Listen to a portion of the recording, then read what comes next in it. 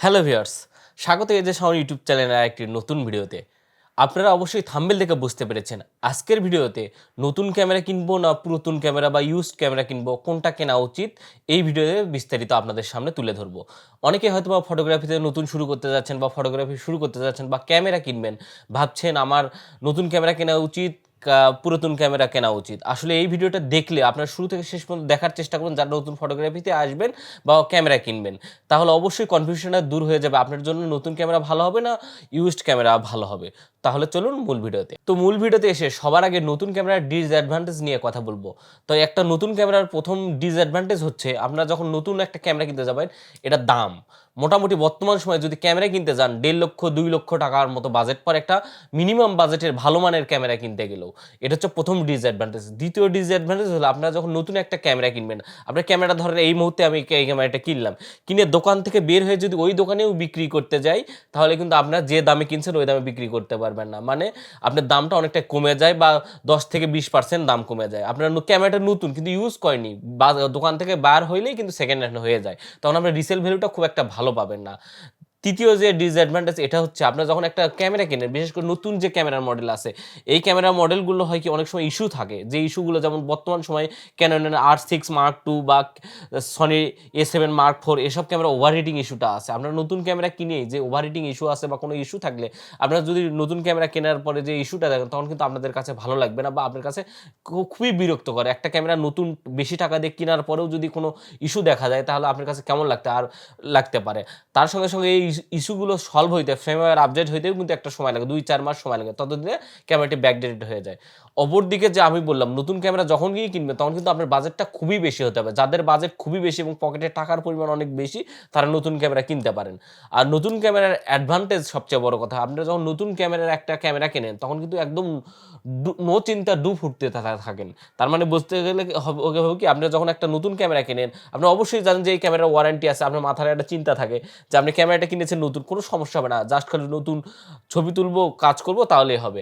আরেকটা জিনিস থাকে, মনে একটা ফুর্তি থাকে। নতুন ক্যামেরা হলে কি আপনি মনে করেন যে আপনার আউটপুটটা অনেক সুন্দর হবে, ছবিটা মানে আপনাদের কাছে একটু অ্যাডভান্টেজ হয়ে যায় যে আপনি নতুন ক্যামেরা হলে মনে হবে যে কাজের আউটপুটটা অনেক ভালো হবে এবং ক্যামেরা নতুন যেহেতু এজন্য কাজের কোয়ালিটিটাও অনেক হাই হবে। আর নতুন ক্যামেরার আরেকটা ডিসঅ্যাডভান্টেজ হলো আপনারা যখন নতুন একটা ক্যামেরা বডি কিনতে যাবেন তখন ক্যামেরার বডির যে দাম, বিশেষ করে বর্তমান বাজারে যে একটা বডির দাম, এই দামের তুলনায় অনেকে হয়তো মানে খুব বেশি বাজেট থাকে 1 লক্ষ টাকা 1.5 লক্ষ টাকা বাজেট নিয়ে ক্যামেরা কিনতে যান। তখন আপনারা যদি ভালো মানের একটা, অনেকেই করে কি ভালো মানের একটা বডি নেয় আর লেন্স হচ্ছে কিট লেন্স নেয়। কিট লেন্স নিয়ে কিন্তু আপনারা যদি বডি 2-3 লক্ষ টাকা দামের হয়, কিট লেন্স দিয়ে কিন্তু আপনারা খুব ভালো আউটপুট পাবেন না। আপনারা চেষ্টা করবেন যখন একটা বডি কিনবেন তখন বডির সঙ্গে লেন্সটাও ভালো করা। এসব ক্ষেত্রে হয় কি নতুন যখন ক্যামেরা কিনি তখন বাজেট স্বল্পতা থাকার কারণে আমরা ভালো মানের একটা বডি কিনি কিন্তু লেন্স কিনি কম দামি। এটাতে আপনারা এই কম্প্রোমাইজটা করার জন্য আপনাদের হয়তো কাজের কোয়ালিটিটাও কম্প্রোমাইজ হয়ে যাবে। এইজন্য এটাও একটা ডিসঅ্যাডভান্টেজ নতুন ক্যামেরা কেনার। আর নতুন ক্যামেরা কেনার আরেকটা ডিসঅ্যাডভান্টেজ হলো নতুন ক্যামেরার সঙ্গে আপনারা বিশেষ করে যারা ওয়েডিং ফটোগ্রাফি করবেন তাদের বাজেট, বিশেষ করে মিডল ক্লাস যারা ফটোগ্রাফার তাদের বাজেট 2 লক্ষ টাকা 3 লক্ষ টাকা এইরকম বাজেট হয়ে থাকে। যখন আপনি একটা নতুন ক্যামেরা কিনতে যাবেন, আপনি যদি ক্যামেরার বডি 2 লক্ষ টাকা দিয়ে কেনেন, তাকে আর কিছু টাকা থাকবে হয়তো বা 2 লক্ষ টাকায় আপনার বাজেট, তখন আপনি পুরাতন লেন্স ইউজ করতে হবে বা অ্যাক্সেসরিজ কোনো কিছু নাই। নতুন ফটোগ্রাফি শুরু করতে যাচ্ছেন তারা অবশ্যই নতুন ক্যামেরা যখন কিনবে তখন বাজেটটা একটু হাই রেখে কেনার চেষ্টা করবেন। তাছাড়া আপনি কিন্তু ক্যামেরা অ্যাক্সেসরি বর্তমান সময়ে আপনারা গুগল করে দেখতে পারেন বা ফটোগ্রাফিতে যারা আছেন তারা হয়তো বুঝতে পারবেন বা আমার ভিডিও দেখতেছেন ও আগে থেকেই ফটোগ্রাফি করেন তারা হয়তো বা জানেন যে ক্যামেরা কেনার চাই কিন্তু ক্যামেরা অ্যাক্সেসরিজেরও দাম অনেকটাই বেশি।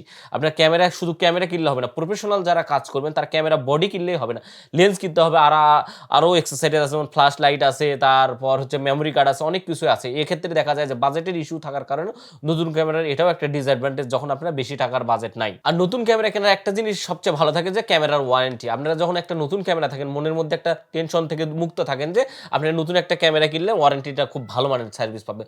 তবে বাংলাদেশে হয় কি বেশিরভাগ দোকান বা বেশিরভাগ ক্যামেরার যে সার্ভিস সেন্টার, ক্যানন কোম্পানি হোক, নিকন কোম্পানি হোক, সনি কোম্পানি, অফিসিয়াল কোনো সার্ভিস সেন্টার কিন্তু নাই। আপনারা ভালো করে খোঁজ নিয়ে দেখবেন। হয়তোবা যারা ক্যামেরা ইম্পোর্ট করে, যেসব ক্যামেরার দোকানগুলো আছে তারা হয়তো নিজে থেকে কিছু সার্ভিস দেয়, তবুও সব ক্ষেত্রে কিন্তু সার্ভিস দেয় না। অনেক সময় আপনার ক্যামেরা কিনছেন, কিছু ইন্টারনালি মেজর কোনো সমস্যা হয়েছে, আপনার ক্যামেরার দোকানে যাবেন যে এই ক্যামেরাটা আমার ছবি উঠতেছে না বা ক্যামেরাটা অন হয় না, তখন কিন্তু আপনাকে চিনবে না, বেশিরভাগই টিনের চশমা পরবে। এই জন্য অফিসিয়ালি ওয়ারেন্টির ক্ষেত্রে বাংলাদেশের কাছে একটু পিছিয়ে, মানে বাংলাদেশে যারা ধরেন আমার ভিডিও যারা ইন্ডিয়া থেকে দেখছেন তাদের কাছে অসুবিধা নাই, তারা ইন্ডিয়া থেকে আরও কি অফিসিয়ালি সার্ভিস সেন্টার আছে, যে কোনো ক্যানন, নিকন, সনি, সিগমা যে কোনো কোম্পানি কিন্তু অফিসিয়াল সার্ভিস সেন্টার আছে, তারা অবশ্যই নতুন ক্যামেরা কেনার চেষ্টা করবেন, এটা একটা অ্যাডভান্টেজ। এবং নতুন ক্যামেরা কিনলেই আপনারা একটা মনে তৃপ্তিতে থাকবেন যে এই ক্যামেরাটা 2-4 বছর 5 বছর আপনারা ইউজ করবেন এবং টাকাটা আপনাকে প্রায় 3 গুণ বেনিফিট দিয়ে আপনাকে সার্ভিস দিতে পারবে। তো এরপরে আসবো ইউজড ক্যামেরার ক্ষেত্রে। ইউজড ক্যামেরার সবচেয়ে অ্যাডভান্টেজ কি, আপনার একটা ধরেন একটা নতুন ক্যামেরা কিনতে গেলে কিন্তু অনেকটাই বাজেট হয়। ইউজড ক্যামেরার ক্ষেত্রে কিন্তু বিশেষ করে ব্যবহৃত ক্যামেরা যেগুলো কিনবেন সেগুলো দামটা একটু কম হয়। আপনার যখন একটা ইউজড ক্যামেরা কিনবেন, আপনার বাজেট যদি 2 লক্ষ টাকা হয়, আপনি কিন্তু শুধু ক্যামেরার বডি না, আর ক্যামেরার বডির সাথে সাথে আপনি লেন্সও কিনতে পারবেন, আর লেন্সের সাথে অ্যাক্সেসরিজ, মানে 2 লক্ষ টাকায় মোটামুটি খুব ভালো মানের একটা বাজেট হয়ে যাবে। বা যাদের বাজেট 50,000 টাকা, তারা হয়তো ইউজড ক্যামেরা দিয়েও খুব ভালো মানের প্রফেশনাল কাম করতে পারবেন বা কিনতে পারবেন। কারণ কি, আপনি ইউজড ক্যামেরা ধরেন এই ক্যাননের এই 6D Mark II, এটা হচ্ছে ইউজড একটা পুরাতন একটা ক্যামেরা, এই বডিটার দাম নিয়েছে 70-80 হাজার টাকার মতো। কিন্তু 70-80 হাজার টাকায় কিন্তু আপনারা একটা ফুল ফ্রেম বডি পাচ্ছেন, তার সঙ্গে যে আউটপুটটা পাবেন খুবই ভালো মানের আউটপুট পাবেন। আপনি কিন্তু 70-80 হাজার টাকায় বর্তমান সময় একদম রানিং 2024 সালে আপনার কোনো সময় ফুল ফ্রেম ক্যামেরা পাবেন না। 70,000 টাকা তো কোনোভাবে না। বর্তমানে মিররলেসের যেহেতু যুগ, মিররলেসের 70,000 টাকায় আপনারা ক্রপ সেন্সর যেমন 6400, 6300, ZV-10, তারপর Z50, R50, R10 এসব মডেল ক্রপ সেন্সর বডি পাবেন। আর ক্রপ সেন্সরের সঙ্গে ফুল ফ্রেম কিন্তু হিউজ পরিমাণে একটা পার্থক্য আছে। আপনি ডিসক্রিপশনে আমার ক্রপ সেন্সর এবং ফুল ফ্রেম নিয়ে একটা ভিডিও দেওয়া আছে, আপনি চাইলে দেখে আসতে পারেন, তাহলে আপনি কমপ্লিটলি বুঝতে পারবেন ফুল ফ্রেম এবং ক্রপ সেন্সরের মধ্যে পার্থক্য। আপনার বাজেট যদি কম হয় তাহলে অবশ্যই ফুল ফ্রেমে, হয়তো বাজেটটা একদম 2000, ধরেন 6D Mark II, এটা 2-3 বছর পুরাতন একটি মডেল, কিন্তু 2-3 বছর পুরাতন হলেও কিন্তু এটার আউটপুট অনেকটাই ভালো। আপনার পুরাতন মডেল কেনার এটা একটা অ্যাডভান্টেজ আছে। আর পুরাতন ক্যামেরা কেনার সঙ্গে আপনার বাজেট যদি স্বল্প হয় তাহলে কিন্তু আপনারা অ্যাক্সেসরিজও কিনতে পারবেন। কিন্তু নতুনের দিক দিয়ে যদি যান তাহলে অবশ্যই বাজেট স্বল্পতার কারণে অ্যাক্সেসরিজ কিনতে পারবেন না। আর আমি একটা কথা বলি, আপনি একটা নতুন দামি বডি কিনছেন, আমি বলছি, কিন্তু লেন্স কিনছেন কিট লেন্স, তাতে কিন্তু আউটপুট ভালো পাবেন না। কিন্তু আপনি একটা ইউজড বডি কিনেছেন, ইউজড বডির ক্ষেত্রে হচ্ছে কি, আপনি কম দামে একটা বডি পাচ্ছেন এবং এটা রিসেল ভ্যালু নিয়ে কথা বলবো। আপনার নতুন ক্যামেরা কেনার সঙ্গে সঙ্গে মানে দোকান থেকে বেরোলে কিন্তু দামটা কমে যাবে, কিন্তু আপনার যদি ইউজড বডি কেনেন, ইউজড বডি হয় কি, আপনার ধরুন 50,000 টাকা দিয়ে কিনছেন, আপনার এই ক্যামেরাটি 50,000 টাকা দিয়ে কিনে 2 বছর ইউজ করেও কিন্তু অনায়াসে 30,000 টাকা 25,000 টাকা বিক্রি করতে পারবেন। এতে রিসেল ভ্যালুর পরিমাণ ভালো থাকে। কিন্তু অন্যদিকে নতুন ক্যামেরার রিসেল ভ্যালুর পরিমাণ ভালো থাকে। আপনার যদি টিপটপ করে ইউজ করেন বা ক্যামেরার কোনো এক্সটার্নাল কোনো প্রবলেম আছে, দেখতে নতুনের মতো আছে, এরকম যদি খুব টিপটপভাবে ইউজ করেন তাহলে হয়তো দামটা একটু ভালো পাবেন। তবে নতুনের চেয়ে পুরাতন ক্যামেরার রিসেল ভ্যালুর পরিমাণ আমি মনে করি বেশি। আমি একটা ক্যামেরা কিনেছিলাম 8TD, 8TDটা ধরেন যে আমি কিনেছিলাম ইউজড 45,000 টাকা দিয়ে, 45, তাও লেন্স সহ 50mm লেন্স সহ, ধরেন বডিটা ধরেন হচ্ছে 35,000 টাকা বলছে। আমি ক্যামেরাটা ইউজ করেছি 4 বছর। এই ক্যামেরা দিয়ে, এই 80 দিয়ে আমি নিম্ন হলেও 2টা ক্যামেরার বডির টাকা উঠাইছি এবং তার সঙ্গে ওয়েডিং ফটোগ্রাফি, শুটিং সব কিছু করার পরেও আমি রিসেল যখন ক্যামেরাটা বিক্রি করতে গেছি, ক্যামেরাটা আবার 30,000 টাকা বিক্রি করছি। ক্যামেরায় যদি 38,000 টাকা হয়, ভাবেন 4 বছর ইউজ করে যদি আমি 30,000 টাকা বিক্রি করতে পারি, মোটামুটি 3.5 বছর 4 বছর ইউজ করছি, তাহলে বলুন কতটা লাভ। এদিকে লক্ষ্য করবেন যে ইউজড ক্যামেরার রিসেল ভ্যালু পরিমাণটা অনেকটাই বেশি। আর ভিউয়ার্স, ইউজড ক্যামেরা কিন্তু আরেকটা গুরুত্বপূর্ণ অ্যাডভান্টেজ আছে। অ্যাডভান্টেজটা হলো, আপনারা যখনই একটা ইউজড ক্যামেরা কিনবেন, হয়তো বা বর্তমান সময়ে যে ক্যামেরাগুলো যেমন সনির A7 Mark IV, R4, R5 এই ক্যামেরাগুলো নামছে, কিন্তু অনেকেই বাজেট আছে কিন্তু জানেন না যে এই ক্যামেরা আউটপুট কেমনে। কারণ কি, সচরাচর আপনার আশেপাশে যদি ক্যামেরার বাজেট ভালো হয়ে থাকে, প্রফেশনালি কাজ করে থাকেন, ক্যামেরা কিন্তু আপনারা দেখতে পারেন নতুন মডেল যেটা আছে সেটা কিন্তু খুব দ্রুত 1 মাস লাগে, 2 মাস লাগে, সাথে সাথে অন্যরা ক্যামেরায় শিফট হয়। কিন্তু আপনার সাথে সাথে যদি ক্যামেরা এখন একটা মডেল নামছে, এটার যদি আউটপুট দেখতে চান, আপনি কিন্তু কোনোভাবে পাবেন না। হয়তো আপনার পার্শ্ববর্তী কারো কোনো ফটোগ্রাফার বা আপনার ভাই ব্রাদারেরও কিন্তু এই ক্যামেরাটা নাই। এই জন্য আপনার ক্যামেরার মূল আউটপুট, আপনার টাকা অনুযায়ী আউটপুটটা কেমন হবে এটা কিন্তু দেখার কোনো ওয়ে নাই। কিন্তু আপনারা যদি একটা ইউজড ক্যামেরা কেনেন, ধরেন এই 6D Mark II আজ থেকে 5 বছর আগে নামছে, কিন্তু এই 5 বছরের পরেও যখন আমি এখন যদি কোনো ইউজড ক্যামেরা কিনতে যাই, অনেকের আপনি আশেপাশে খোঁজ নিয়ে দেখবেন অনেকেই 6D Mark II ইউজ করে বা ইউজড, মানে এটা 6D Mark II দিয়ে আমি উদাহরণ দিচ্ছি, মানে যে মডেলই হোক না কেন, যারা 2 বছর পুরাতন মডেল ক্যামেরা কিনতে, মানে ইউজড ক্যামেরা কিনতে যাবেন, তো অবশ্যই লক্ষ্য রাখবেন যে আপনারা এই আশেপাশে এই মডেলগুলো পেয়ে যাবেন। আপনি চালায় দেখতে পারবেন যে আসলে আউটপুটটা আপনার টাকা অনুযায়ী ভালো হবে, ভ্যালু ফর মানি হবে কিনা, বা আউটপুট ছবির কোয়ালিটি কেমন হবে, প্রফেশনাল কাজ করা যাবে কিনা, ভিডিও কোয়ালিটি কেমন হবে, ভিডিও 4K হবে কিনা, তার স্লো মোশন করা যাবে কিনা, সব কিছু A to Z জানতে পারবেন। কিন্তু নতুন একটা মডেল রিসেন্টলি বাজারে লঞ্চ হয়েছে, এই মডেলে কিন্তু আউটপুটটা আপনি জানতে পারবেন। আপনার চোখ বন্ধ করে কিনতে হবে, জাস্ট হচ্ছে রিভিউ টিভিউ এইসব দেখে।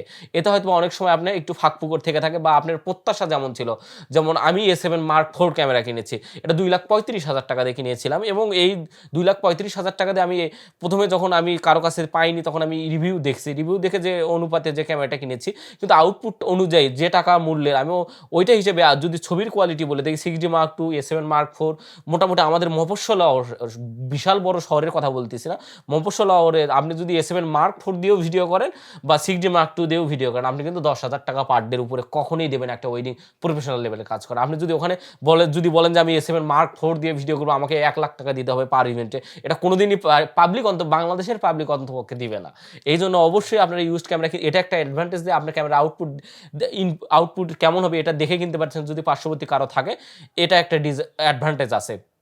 এরপরে বলবো ইউজড ক্যামেরার ডিসঅ্যাডভান্টেজ। আপনারা যখন একটা ইউজড ক্যামেরা কিনবেন, ইউজড ক্যামেরা দেখতে, আমি আমার কথা দিয়েই বলি, আমি একটা ক্যামেরা কিনেছিলাম 70D, মানে 77D ক্যাননের। এই ক্যামেরাটা দেখতে খুবই অসুন্দর ছিল, এবং ক্যামেরাটা আমি বিশেষ করে ফেসবুক থেকে নিয়েছিলাম, ফেসবুকে একটা মার্কেট প্লেস থেকে নিয়েছিলাম। ক্যামেরাটা দেখতে অনেক সুন্দর, এবং চালায় আমি কুরিয়ারে নিয়ে যাওয়ার পরে ক্যামেরাটা দেখি যে অন হয়, কিন্তু কোনো কিছু ভিডিও রেকর্ড দিলে ক্যামেরা অটোমেটিকলি বন্ধ হয়ে যায়, এবং কিছুদিন পর হইলো কি এদের মাদারবোর্ডটাই লস হয়ে গেল। মানে এটা আমি একদম মানে চোখ বন্ধ করে নিতে হবে আপনার ইউজড ক্যামেরা, বিশেষ করে কোথাও থেকে যদি নেন যে এটার ইন্টারনাল কোনো প্রবলেম আছে, আপনি হয়তো ক্যামেরার বাহিরটা দেখতে পারবেন বা ক্যামেরার আউটপুট ছবি তুলে দেখতে পারবেন, কিন্তু সব কিছু কিন্তু আমরা চোখে ধরবে না।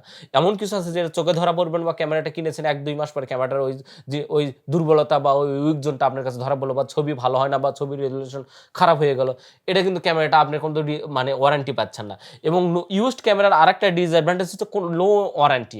আপনি এখনই দেখে কোনো একটা ক্যামেরা, ধরেন আমার থেকে একটা সেকেন্ড হ্যান্ড ক্যামেরা কিনলেন, আপনি এই ক্যামেরাটা আমার কাছে 100 বার দেখে নেন, কিন্তু আমরা ক্যামেরাটা কিনে নেওয়ার পর বাসায় নিয়ে যাওয়ার পর কিন্তু আমি কোনো ওয়ারেন্টির সার্ভিস দেবো না, এই টাইপের হয়। মানে আপনার চোখ বন্ধ করে একটা ইউজড ক্যামেরা নিতে হবে, এটা একটা ইউজড ক্যামেরার সবচেয়ে বড় ডিসঅ্যাডভান্টেজ, যেটা আপনার নতুন ক্যামেরা কিনলে এটার থেকে একটু হলেও, বাংলাদেশে যদিও ঝামেলা, তবুও একটু হলেও একটু মানসিক চাপ থেকে দূরে থাকবেন যে আমি নতুন ক্যামেরা কিনেছি, ক্যামেরাটা 2-3 বছরে কিছু হবে না, এটা আগেই বলেছি। তো ইউজড ক্যামেরার এটা একটা ডিসঅ্যাডভান্টেজ। আরেকটা ডিসঅ্যাডভান্টেজ হচ্ছে ইউজড ক্যামেরা অনেক সময় হয় কি, আপনার যে ছবির শার্পনেস, আপনি একটা শাটার কাউন্ট যদি একটা বেশি শাটার কাউন্ট আলা ছবি মানে ইউজড ক্যামেরা কিনে, হয়তো বা ছবির শার্পনেস ভালো পাবে না, ভিডিওর শার্পনেস ভালো পাবে না, যেটা কালার গ্রেডিং বা এডিটিং অতটা ভালো আউটপুট দিতে পারবে না, এটাও একটা ডিসঅ্যাডভান্টেজ।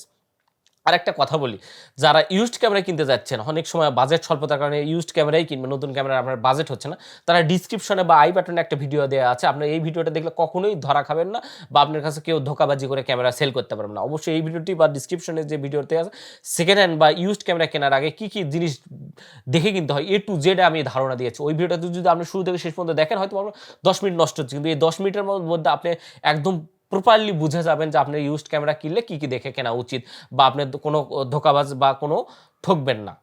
তো আরেকটা কথা বলি, ইউজড ক্যামেরা আরেকটা সুবিধা হচ্ছে, আপনার বাজেট যদি 2 লক্ষ টাকা হয়, সাপোজ আমি একটা কথা বলি, 2 লক্ষ টাকায় বর্তমানে A7 III, A7C 1.5 লক্ষ টাকার বডি, বেশি আপনি যদি খুব একটা বড় শহরে না হয়ে থাকে, মানে একটা কথা বলি, আপনাদের যেখানে ফটোগ্রাফি করবেন, বিশেষ করে যারা 1 লক্ষ টাকার উপরে ক্যামেরা কেনে, বেশিরভাগ শখের বা ফ্যামিলি ফটোগ্রাফির জন্য, অনেকে ওয়েডিং ফটোগ্রাফির জন্য করে। ওয়েডিং ফটোগ্রাফির উদ্দেশ্যে বলতেছি, যারা ওয়েডিং ফটো, এটা আমার নিজের এক্সপিরিয়েন্স বলছি, যারা ওয়েডিং ফটোগ্রাফি করবেন খুব বড় শহর, জেলা শহরগুলোতে, মফস্বল শহরগুলোতে, গ্রামে ফটোগ্রাফি করবেন। যদিও আপনি একটা কথা বলবি, আপনি অনেকে হয়তো বলবেন গ্রামের ওয়েডিং ফটোগ্রাফি আর মফস্বল ওয়েডিং ফটো, গ্রামেও তো ভালো কাস্টমার থাকতে পারে বা শহরেও খারাপ কাস্টমার থাকতে পারে, আসলে এটা বললে কাজ নয়, বাংলাদেশের প্রেক্ষাপটে আমি বলতেছি। আপনারা যখন একটা ক্যামেরা কিনবেন, ধরেন 1.5 লক্ষ টাকা একটা ক্যামেরা কিনেছে, আপনি কিন্তু গ্রামে মফস্বল শহরে যখন আপনি ভিডিওগ্রাফি বা ফটোগ্রাফি করবেন, 5,000 টাকা পার ডে, সর্বোচ্চ 10,000 টাকা পার ডে হয়তো বা পাবেন। তো আপনারা একটা জিনিস করবেন, 1.5 লক্ষ টাকা যদি আপনার 2 বছর আছে, আপনার যে পরিশ্রম আছে, নিজের যে সময় ব্যয় হচ্ছে, বা যে 2 বছর চলে যাবে, ক্যামেরাটার হচ্ছে টাকাও হচ্ছে রেভিনিউটা তুলতে হবে, এবং আপনাকে ইনকামও করতে হবে, এটা একটা যেহেতু প্রফেশনালি কাজ করবেন, এই জন্য আমি বলবো যে আপনার যাদের বাজেট 2 লক্ষ টাকা, তারা করবেন কি, ইউজড ক্যামেরা কিনবেন। যদি বলেন যে শাওন ভাই ইউজড ক্যামেরা কেন কিনবো, আমি একটা অ্যাডভান্টেজ বলি, ইউজড ক্যামেরা এটা আমিও ট্রাই করে দেখছি। আমি যখন একটা 2 লক্ষ টাকা বাজেটের মধ্যে ইউজড ক্যামেরা কিনবো, তখন হয়েছে কি আপনি 2 লক্ষ টাকাতে 2টা বডি কিনতে পারবেন।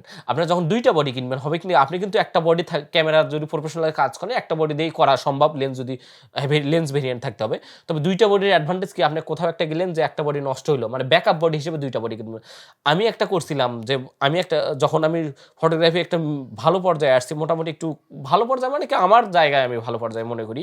যখন আমি মনে করি যে একটু ইভেন্ট বা আমি ওয়েডিং ফটোগ্রাফির কাজ একটু বেশি পাচ্ছি, তখন আমি 6D Mark II 2টা বডি সেকেন্ড হ্যান্ড নিয়েছিলাম। 2টা বডি নেওয়ার পর হয়েছে কি এই 2টা বডি দিয়েই মোটামুটি আমি অনেকটাই ভিডিওগ্রাফি করছি, অনেকটাই ফটোগ্রাফি করছি।